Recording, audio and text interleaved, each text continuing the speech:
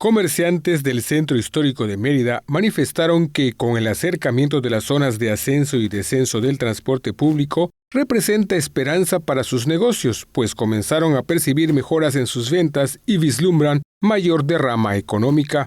Los usuarios del transporte público siguen respondiendo positivamente a la reubicación de los paraderos de ascenso y descenso, que forma parte de las modificaciones al plan de mejora a la movilidad urbana para el centro histórico de Mérida, para seguir avanzando en la reactivación económica segura y protegiendo la salud de los yucatecos. Sí me favorece, que está más cerca y de todos modos el descenso también me queda cerca.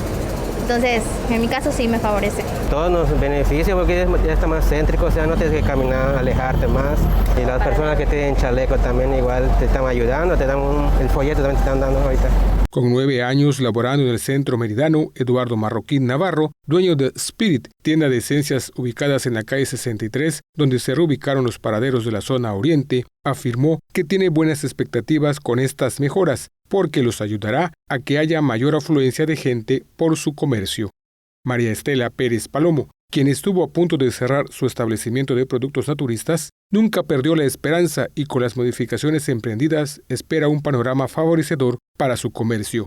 Por el buen avance en el proceso de vacunación, se acercaron los paraderos de ascenso y descenso de 150 rutas de transporte público para que los usuarios recorran distancias más cortas para realizar algún transbordo, ahorrando tiempo y sin poner en riesgo su salud.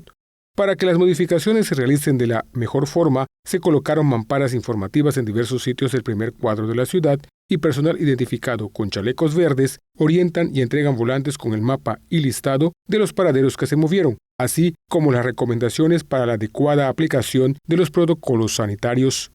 En el operativo que realizó el Instituto de Movilidad y Desarrollo Urbano Territorial, los inspectores de transporte público difunden información de las adecuaciones.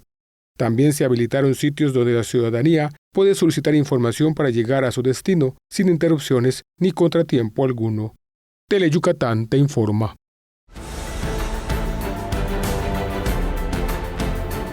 Teleyucatán te informa, lunes a viernes 3 de la tarde. Síguenos.